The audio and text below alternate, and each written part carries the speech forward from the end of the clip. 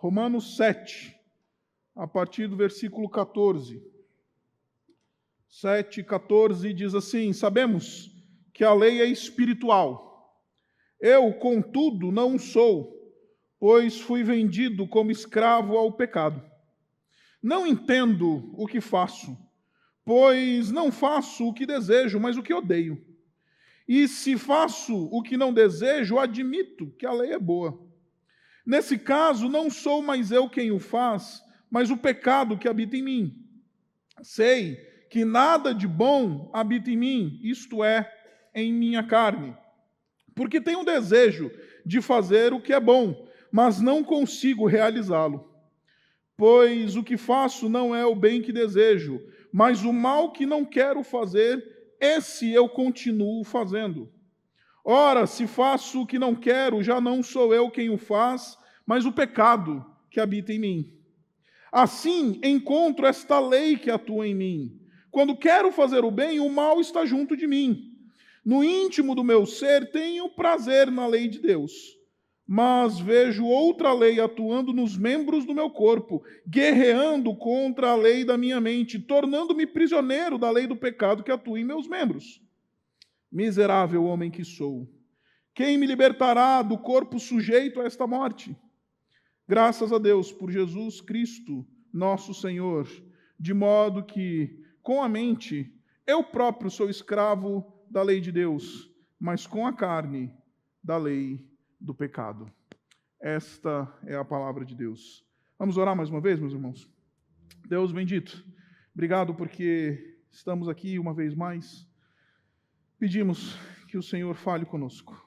Usa a tua palavra e por meio dela sopra o teu espírito, não somente para que a gente possa ouvir a tua voz, mas para que a gente possa ser transformado, tratado, para que a gente possa ser abençoado na medida em que lemos o texto, refletimos sobre o texto e principalmente aplicamos o texto.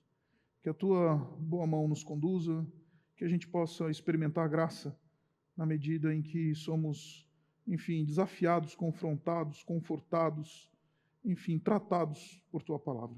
Nós oramos assim no nome do Senhor Jesus. Amém. Hoje nós estamos encerrando essa série de exposições que nós tivemos aqui nesse último domingo do mês de outubro, em que nós ficamos, refletindo sobre o capítulo 7 de Romanos. Talvez você que esteja nos visitando, talvez ainda não sabe que durante todo o mês de outubro aqui na Igreja Batista Urbana, nós voltamos à Epístola de Paulo aos Romanos e chegamos então no capítulo 7 nesse ano e estamos conversando sobre o capítulo 7. Nós voltamos à Epístola de Paulo aos Romanos cada mês de outubro aqui na nossa igreja, justamente por causa da importância que essa epístola tem para a tradição reformada. Como você sabe, Martinho Lutero, ele começa o movimento da Reforma Protestante lá na Alemanha, em Wittenberg, em 1517, quando ele, estudando a Epístola de Paulo aos Romanos, se converte ao Evangelho. E então ele inicia toda a tradição da Reforma Protestante. Hoje nós vamos concluir essa reflexão que nós começamos na semana passada, quando o apóstolo Paulo, no capítulo 7, nos apresenta essa figura, que é a figura do homem miserável. O homem miserável, ele aparece aqui no versículo 24, que diz: miserável homem que sou, quem me libertará do corpo sujeito a esta morte? Na semana passada, nós começamos, em primeiro lugar, definindo quem é esse homem miserável. Este homem miserável, ele é um homem cindido em si mesmo. Existe uma desconexão absoluta entre aquilo que ele deseja e aquilo que ele faz.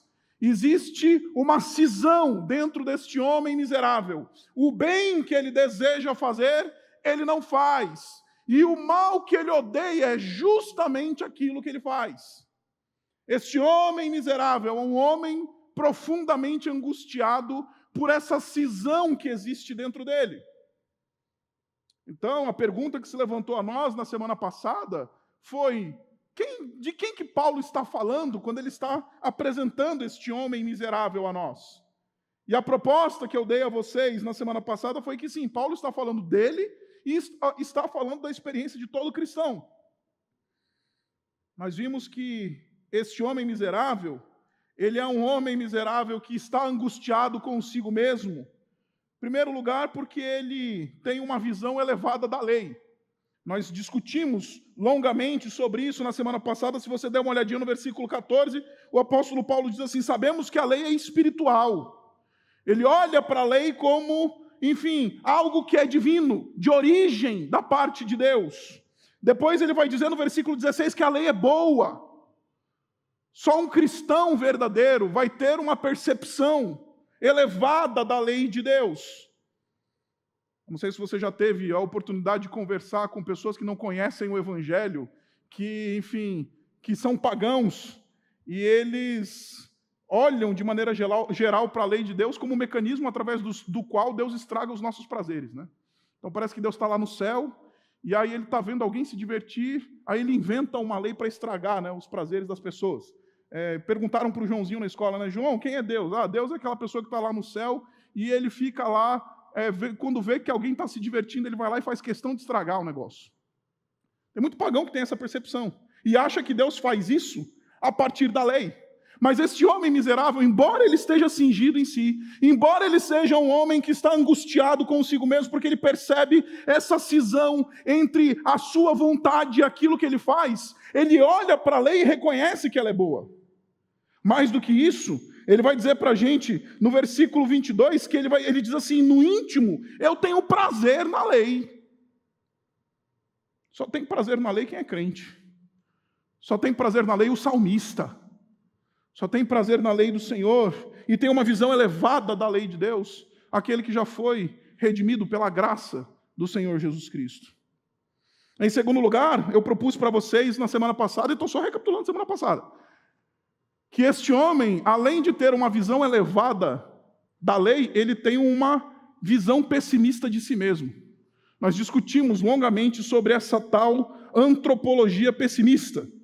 Se você der uma olhadinha no texto novamente, você vai ver que o apóstolo Paulo, ele repete uma expressãozinha muito, muito particular dele, falando do pecado que habita no homem. Se você der uma olhadinha no versículo 17, ele diz assim: nesse caso não sou eu mais quem o faz, mas o pecado que habita em mim. Versículo 18, sei que nada de bom habita em mim. Versículo 20, ora, se faço o que não quero, já não sou eu quem faz, mas o pecado que habita em mim. O apóstolo Paulo, ele nos ensina aqui uma doutrina fundamental para a tradição cristã, e especialmente para a tradição cristã reformada, a chamada doutrina da depravação total, que nos ensina que todo homem, depois da queda, ele foi afetado e contaminado em todas as dimensões da sua existência pelo pecado. Os nossos afetos estão corrompidos, a nossa mente está corrompida, a nossa fisicalidade está corrompida, as intenções do nosso coração estão todas corrompidas. Porque o pecado habita em nós. Então descobrimos, na semana passada, que esse homem miserável é um homem cindido em si mesmo, é um homem que tem uma visão elevada da lei, é um homem que está corrompido na sua própria natureza e na sua condição natural. E aí então a gente descobriu que essa angústia que este homem miserável passa é justamente a angústia do cristão verdadeiro que não se conforma consigo mesmo, que já teve a iluminação da graça de Deus, mostrando a ele qual que é a vontade de Deus, mostrando a ele o que Deus espera dele, mas porque ele não consegue alcançar aquilo que Deus tem para ele, ele vive em angústia. Versículo 15, ele diz assim: não entendo o que faço, não me conformo comigo mesmo. Miserável homem que sou. É um homem angustiado. E muita gente lê esse texto achando que o apóstolo Paulo eventualmente está nos dando uma certa licença, para que a gente viva de maneira licenciosa. Mas não. Descobrimos também na semana passada que essa angústia é justamente a marca e é aquilo que evidencia o fato de que nós estamos falando de um homem que ama a Deus, apesar de quem é. porque é justamente quando percebemos em nós esse pesar pelo pecado, esse pesar pelas brigas que a gente tem, né, com aqueles que estão perto de nós, aquele pesar das práticas erradas e pecaminosas que nós praticamos. Paulo sente esse pesar, profundo pesar. E finalmente descobrimos que esse brado miserável homem que sou, ele é o start da nossa transformação espiritual. Fariseu legalista que diz, está tudo bem. Fariseu legalista que diz, eu sou um cidadão de bem. Né? Vivemos a era dos cidadãos de bem. Né? Cidadão de bem a gente acha por aí. Né? Fala, tu é pecador? Não, eu sou cidadão de bem, eu pago meus impostos. Né? Eu sou uma pessoa bacana, eu sou uma pessoa honesta, nunca matei, nunca roubei. Então eu sou um cidadão de bem. Então o cidadão de bem não é transformado pela graça de Jesus. Mas aquele que chega diante da cruz dizendo, miserável homem que sou, este experimenta transformação. Logo depois que o apóstolo Paulo apresenta, então, tudo isso para nós chegamos, então, nessa porção final aqui do texto. E, meus irmãos, deixa eu abrir o coração para vocês aqui. Eu estou bastante aliviado, porque nós estamos chegando no final do capítulo 7, porque esse capítulo, como eu já disse a vocês, ele é muito, muito difícil por causa do raciocínio bastante intrincado aqui do apóstolo Paulo. Então, eu estou bastante aliviado de poder chegar no final aqui, nessa porção final, nessa parte final do capítulo 7 com vocês. Fomos certamente muito desafiados enquanto a gente olhava para todo esse capítulo, fomos certamente muito confrontados quando a gente olhava para esse capítulo, mas certamente não foi um trabalho fácil desvendar tudo aquilo que essa porção da epístola de Paulo nos ensina. Mas, enfim, depois de apresentar tudo aquilo que ele apresentou sobre esse homem miserável, ele vai mostrar para nós uma coisa muito interessante. Ele vai dizer para nós que neste homem miserável existem duas leis que guerreiam nele. Se você der uma olhadinha no versículo 21, ele vai falar assim, assim encontro esta lei que atua em mim. Quando quero fazer o bem, o mal está junto de mim. No íntimo do meu ser, eu tenho prazer na lei de Deus, mas vejo outra lei atuando nos membros do meu corpo.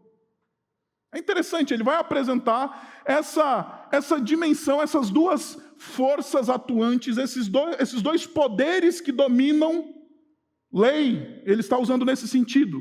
Uma força que atua. E nele, neste homem miserável, tem uma lei. Primeiro ele chama de lei do pecado. Se você der uma olhadinha no versículo 23, ele vai dizer assim, tornando-me prisioneiro da lei do pecado. E o que é essa lei do pecado, senão a nossa natureza pecaminosa? Se você olhar no versículo 21, ele vai falar que esta lei, ela atua na dimensão da fisicalidade deste homem miserável.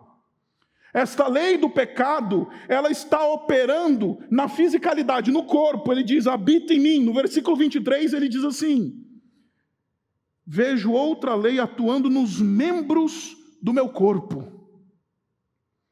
No versículo 25, ele vai dizer que ele é escravo com a carne da lei do pecado. Então, neste homem miserável, em primeiro lugar, nós temos essa tensão de uma lei de pecado, a lei do pecado, que nós chamamos de natureza pecaminosa, que está atuando neste homem, e o palco de atuação na existência desse homem são os seus membros, é o seu corpo. É a sua fisicalidade, a fisicalidade deste homem miserável, ela está contaminada pelo pecado e ela sofre o interpelar da lei do pecado. Mas como se não bastasse, existe uma outra lei. E esta outra lei não atua na fisicalidade, na corporeidade deste homem miserável. Esta lei atua no homem interior. Se você der uma olhadinha no versículo 22, ele diz assim, no íntimo do meu ser, tenho prazer na lei de Deus. É um homem que já foi, como eu já disse a você, esclarecido pela graça do Senhor, que apesar de haver uma lei, um poder, uma força que atua no corpo, na fisicalidade, nos membros deste homem, há também a revelação da lei de Deus que ilumina o seu interior. Se você der uma olhadinha comigo no versículo 23, ele diz assim, vejo uma outra lei atuando nos membros do meu corpo, guerreando contra a lei da minha mente. E no versículo 25, ele diz: de modo que com a mente eu próprio sou escravo da lei de Deus. Então, o apóstolo Paulo estabeleceu aqui uma comparação, estabeleceu um paradoxo aqui, estabeleceu, enfim, um movimento em que o apóstolo Paulo apresenta uma tensão de forças que estão dentro deste homem miserável, operadas por essas duas leis.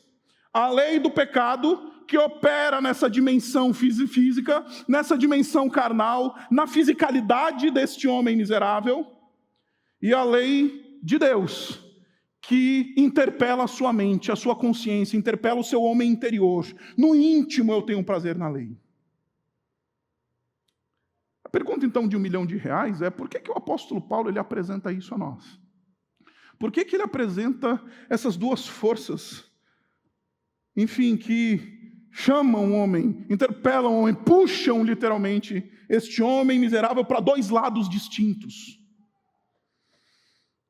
A primeira coisa que a gente aprende quando o apóstolo Paulo apresenta isso para nós é que o apóstolo Paulo ele está fundamentalmente dizendo para a gente que a vida cristã, meus irmãos, no tempo presente, na era presente, como na condição de homens miseráveis, a vida cristã é fundamentalmente, enfim, uma sobreposição de duas eras. Deixe-me tentar explicar para você o que eu estou querendo dizer. Olha comigo no versículo 25. O versículo 25, ele parece ser um tanto confuso a nós. Porque o apóstolo Paulo, note, ele dá graças a Deus, porque com a mente ele é escravo da lei de Deus, mas com a carne ele é escravo do pecado. Como assim, Paulo? Você pode dizer que graças a Deus por Jesus, graças a Deus que com a mente você é escravo com a mente você é escravo da lei de Deus, mas com a carne você é escravo do pecado. Tem alguma coisa estranha aqui? Não, fique tranquilo. O apóstolo Paulo, ele está mostrando para nós que este homem miserável, ele se encontra entre duas eras. E quais são essas eras? A primeira delas é aquele momento em que todos nós um dia estávamos, que é aquele lugar do perdido, totalmente pecador, entregue à sua paixão, debaixo da ira de Deus, absolutamente condenados, vivendo segundo a nossa natureza carnal e pecaminosa, totalmente pecaminosos, totalmente depravados, totalmente quebrados. E o outro movimento é aquele momento que nós sabemos que um dia virá, em que nós todos seremos revestidos de incorruptibilidade.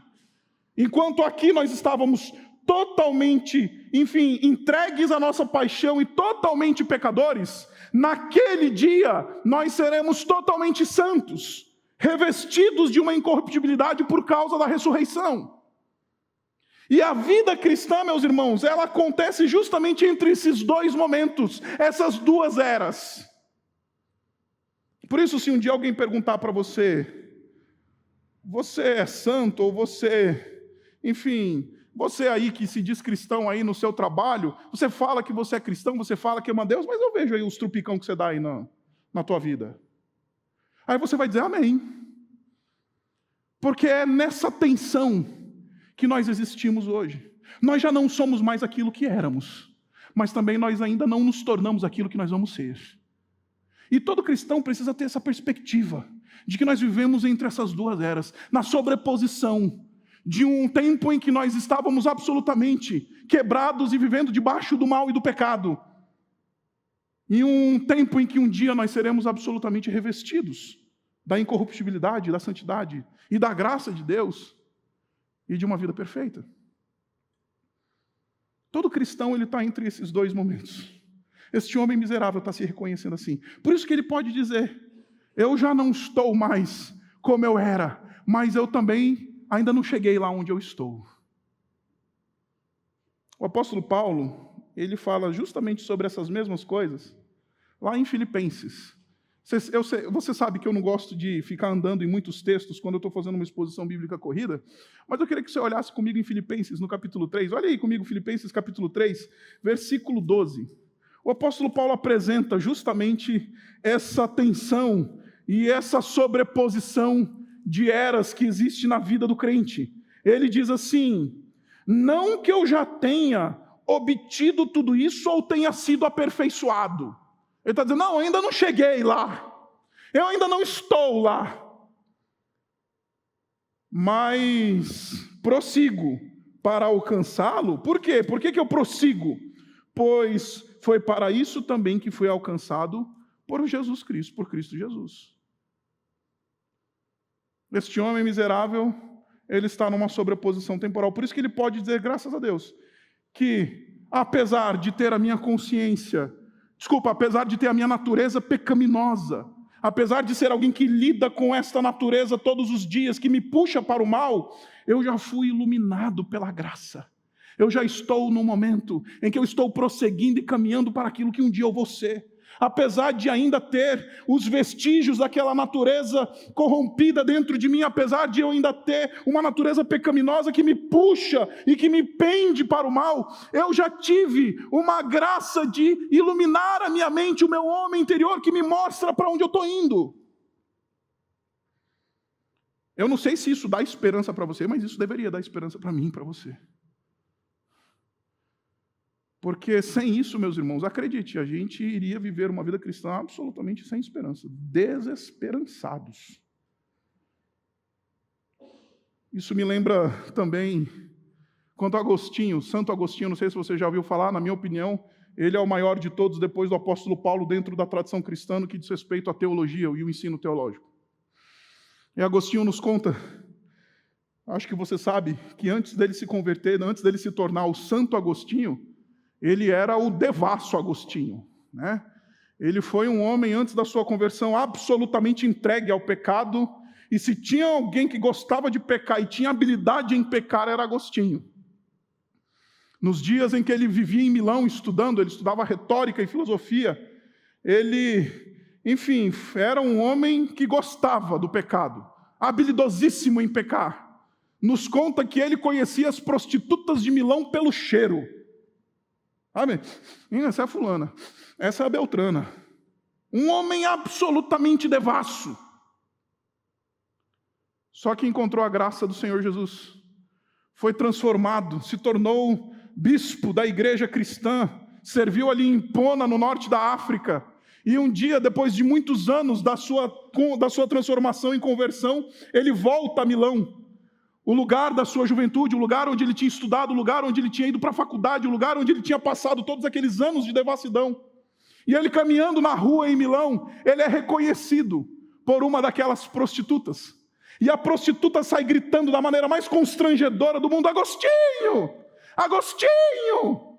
Sou eu! Aquela!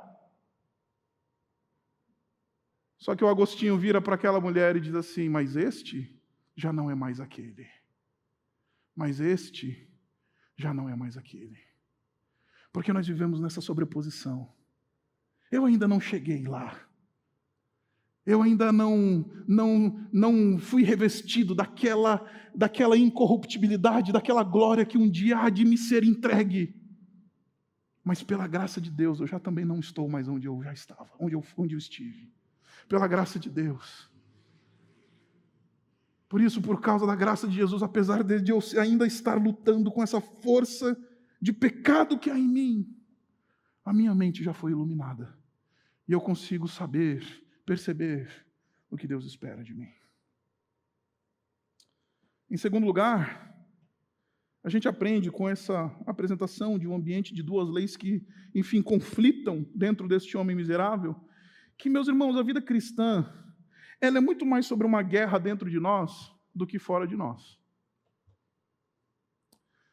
Eu não sei se você já percebeu, mas a gente é muito preocupado com aquilo que está lá fora, né? Como cristãos, muitas vezes legalistas e dados ao legalismo, a gente adora ser, enfim, a palmatória do mundo, né? A gente gosta de olhar e avaliar o mundo e dizer: o mundo jaz maligno, tudo desgraçado, lazarento. Como se o principal dos nossos problemas estivesse lá fora, né? E, de novo, é verdade que o mundo é nosso inimigo. Aliás, a palavra de Deus nos diz que, além da nossa carne, nós temos dois outros inimigos, né? Primeiro é o mundo, esse sistema que todos os dias nos oferece valores e nos convida a viver uma vida que desonra ao Senhor. Mas nós temos as forças do inimigo, as forças malignas, que estão atuando contra o povo de Deus. 1 de Pedro, no capítulo 5, versículo 8, diz isso claramente, que o diabo anda ao nosso derredor, como um leão que ruge procurando alguém para devorar. Sim, a gente não pode desprezar o fato de que há uma dimensão de guerra com elementos externos a nós. Sim, não podemos fechar os olhos para essa dimensão. Mas o interessante é que a gente hiperenfatiza que o mal está lá fora, né? E esquece que a grande guerra está dentro do nosso coração. Como pai, eu estou naquela fase de matricular minha filha na escola, e aí eu fico preocupado, né? Como pai, eu fico preocupado com o que minha filha está vendo no Netflix ou lá na Disney. Eu fico preocupado com as coisas que estão lá, quem é o professor que vai dar aula, que filosofia de ensino tem a escola, se é isso, se é aquilo, aquilo outro, quem são as pessoas que estão influenciando, né, o coração da minha filha de 3 anos de idade. Mas me esqueço muitas vezes de que o problema maior, a guerra que se trava de maneira mais aguda, ela está acontecendo dentro do nosso coração. De novo, não estou pregando irresponsabilidade. Considere sim o que os seus filhos estão assistindo, estão vendo. Veja quais são os valores que estão sendo propostos a você lá no seu trabalho, nas coisas que estão acontecendo lá no mundo. Sim, não tenha certeza de que Deus nos chama para sermos diligentes para com essas coisas. Mas o interessante é que o apóstolo Paulo está dizendo que essa grande batalha, a batalha que realmente importa muitas vezes, é a batalha que está dentro do nosso coração. É a batalha que, enfim, muitas vezes nós perdemos, e nós mais perdemos, porque a gente fica focado lá no externo, focado lá no externo, focado lá no externo. Aí por causa disso nós nos vulnerabilizamos com a batalha que está aqui dentro. E aí sucumbimos ao pecado. Cuidado, meu irmão e minha irmã. Acredite, o nosso grande problema é o nosso coração absolutamente corrupto. A gente não precisa do mundo, a gente não precisa do diabo, de Satanás para viver uma vida que desonra ao Senhor. A gente não precisa de absolutamente nada. A nossa natureza pecaminosa, ela dá conta de nos manter numa vida que desonra ao Senhor. Em terceiro lugar, o texto fala para nós que a lei do pecado, ela quer produzir em nós mais do que só tropeços. A gente muitas vezes olha para a nossa natureza pecaminosa e a gente pensa assim, puxa, a natureza pecaminosa que nós temos em nós, ela quer nos derrubar, ela quer fazer com que nós tropecemos, nós pequemos. Não. Vim desdizer essa grande mentira a você. A nossa natureza pecaminosa, ela quer nos escravizar e não nos derrubar. Leia comigo o versículo 23, olha só o que ele diz assim: mas vejo outra lei atuando nos membros do meu corpo, guerreando, eu vou já voltar nesse guerreando aqui, contra a lei da minha mente, tornando-me prisioneiro da lei do pecado. Em outras palavras, o que o apóstolo Paulo está querendo dizer para nós é que nós devemos ficar atentos com essa batalha que está acontecendo dentro do nosso coração, porque a nossa natureza pecaminosa, ela não quer só fazer com que a gente tropece, com que a gente peque de uma maneira, em termos de tropeço, né? Bateu um motoboy lá no nosso retrovisor e a gente, xinga assim, numa reação. Aí vem a consciência pesada, puxa vida, olha a minha natureza pecaminosa. Não. A nossa natureza pecaminosa, ela quer nos trazer para o lugar da escravidão. A nossa natureza pecaminosa, ela quer fazer com que sejamos escravos. E é interessante que essa expressão que o apóstolo Paulo usa aqui, é uma expressão que o apóstolo Paulo empresta do mundo da guerra. Ele está falando dos prisioneiros de guerra. Sabe? Não é aquele que foi rendido, ou não é aquele que foi derrubado, morto na guerra, abatido na guerra. É aquele que foi, rendido, mas foi colocado numa condição de escravidão. O prisioneiro de guerra é aquele que teve não somente a derrota na batalha, mas pior, ele foi colocado numa condição de escravidão pelo seu captor. E meu irmão e minha irmã, sim, eu estou falando de hábitos escravizadores. Você já percebeu que a gente se deixa levar e passa anos convivendo com o pecado na nossa vida, absolutamente escravizados por práticas pecaminosas que desonram a Deus de maneira absolutamente tranquila? Sim, estou falando de vícios, eu estou falando de pornografia, eu estou falando, enfim, de hábitos escravizadores, eu estou falando dessas adicções que muitas vezes nos tomam, eu estou falando de todas essas coisas.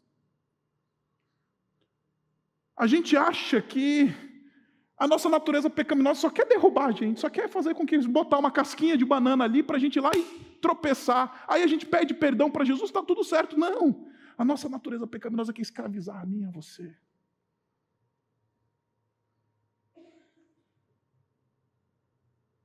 É impressionante a minha vida de gabinete, porque, acredite, 90% das coisas que chegam a mim como pastor no meu gabinete, e eu sei que eu posso falar em nome de toda a equipe pastoral dessa igreja, são cristãos que estão lidando não com tropeços eventuais na sua vida, mas estão lidando com a realidade de que foram escravizados pelo pecado. Não faz muito tempo, semana passada chegou uma pessoa para mim, fique tranquilo, não é da Urbana, mas chegou para mim e falou assim: pastor, ora por mim. Eu falei: por quê? Ele falou assim: eu perdi 150 mil reais nas bets. Minha mulher quer acabar comigo. Aí eu falei: pois é, a gente não perde 150 mil reais do dia para a noite, né? A gente perde 150 mil reais quando o negócio é uma escravidão. Perdi 150 mil reais, pastor, nas bets. Porque a natureza pecaminosa, ela quer escravizar a mim e a você. Eu, depois que me tornei um órfão, né? Meus pais, você sabe, faleceram na pandemia. Eu acho que eu já falei isso no púlpito. É impressionante como depois que os meus pais faleceram, alguns pecados que antes nunca sequer me deram o menor problema, alguns pecados que antes nunca bateram na minha porta, nunca se apresentaram de uma maneira sedutora a mim, começaram a se apresentar de um jeito que meu irmão e minha irmã. Mas acredite, não é uma apresentação e uma sedução que simplesmente quer derrubar. É uma pressão, é uma sedução e uma apresentação, um convite que quer escravizar.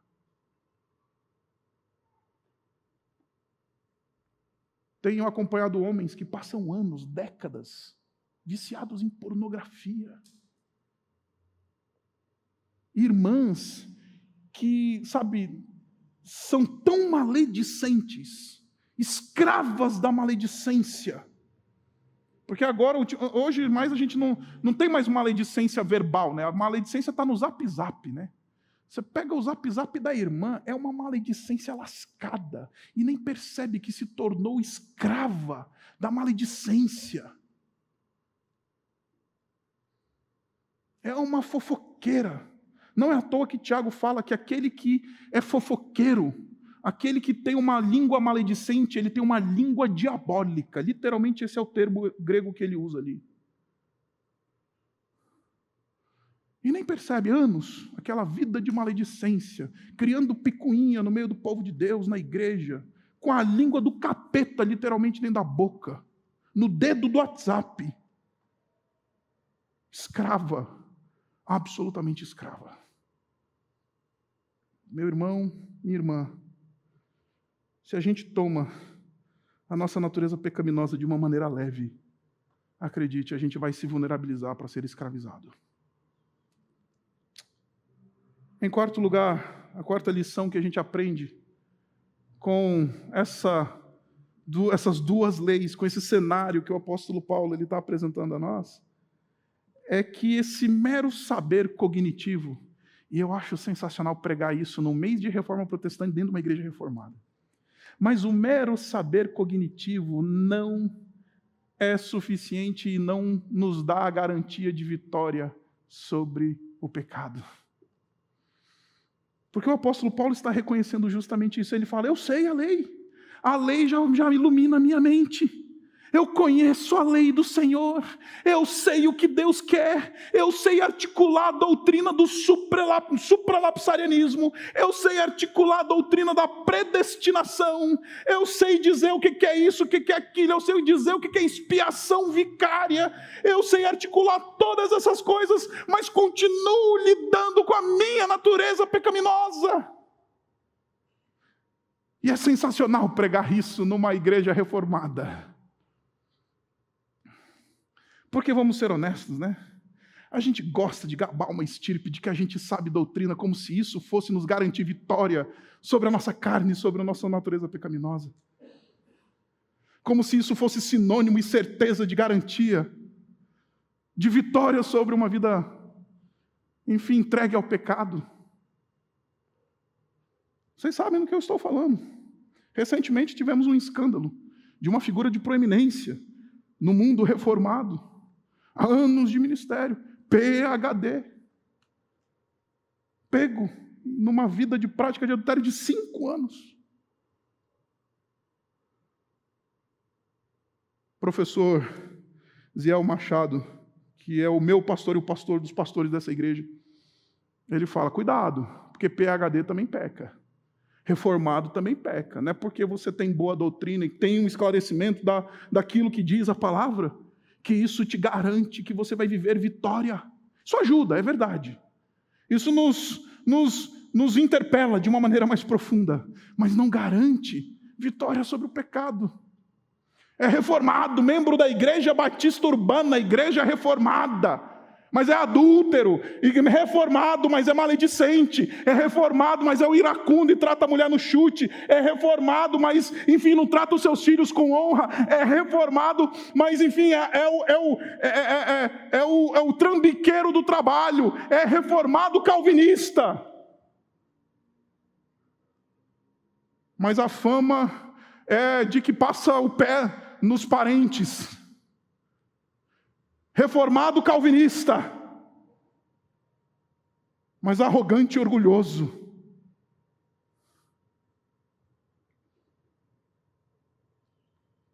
Ele diz, na mente, eu conheço, a lei já me iluminou, eu tenho o conhecimento, mas ainda continuo lutando com a minha natureza. Aí chegando aqui você deve estar pensando, então pastor, ok, entendi. Qual que é, então, a solução disso? Qual que é a redenção de todas essas coisas? Como é que eu lido com tudo isso que você descreveu? O versículo 24, que é o versículo central desse texto, nos dá a solução e a redenção disso tudo. Porque no versículo 24, na semana passada, nós olhamos para a primeira parte do versículo, quando ele diz assim, miserável homem que sou. E eu propus para você que esse é o brado que começa o nosso processo de transformação. Mas é interessante que o verso continua e ele diz assim, quem me libertará do corpo sujeito a esta morte? Sabe o que o apóstolo Paulo está clamando aqui, como homem miserável? Ele está clamando pela ressurreição. A redenção do homem miserável é ressurreição. Porque note, ele está falando, quem me libertará do corpo sujeito a esta morte? A este corpo que morre, a este corpo que vai morrer por causa do pecado que eu pratico. Já que o salário do pecado é a morte, quem vai me libertar disso? Aí o apóstolo Paulo diz, a redenção disso é ressurreição. Ele clama e grita, apelando pelo poder da ressurreição.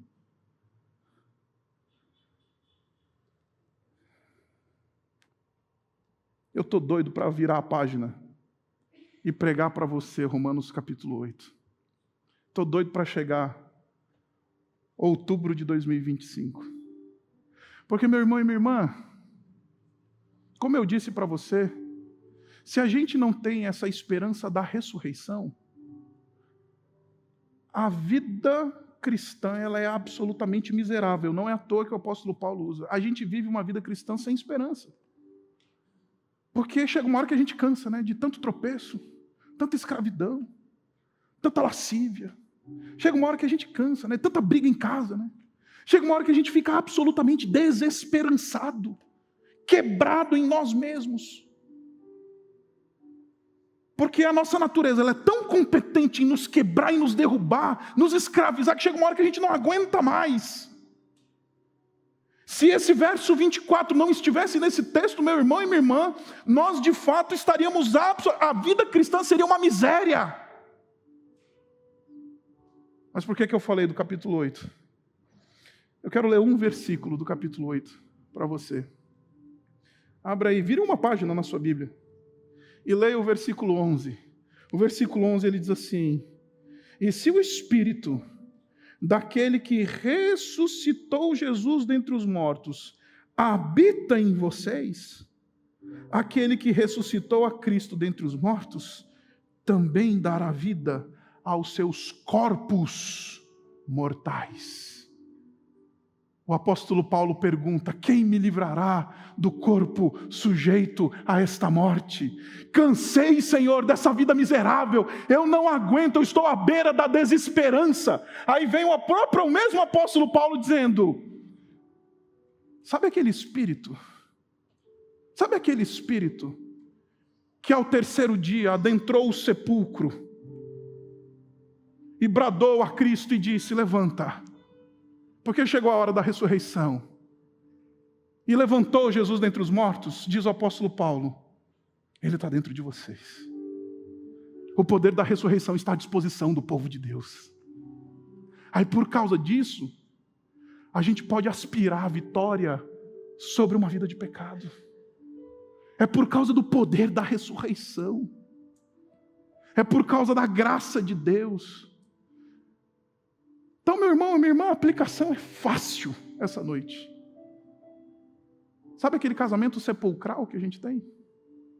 Sabe aquela vida financeira sepulcral que a gente tem?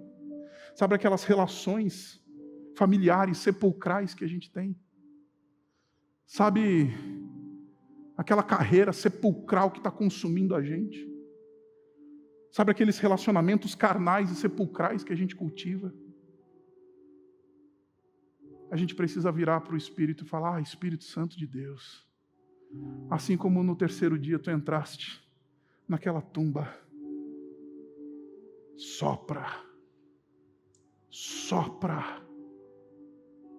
e pelo poder da ressurreição opera. Porque essa é a nossa esperança. Essa é a nossa esperança.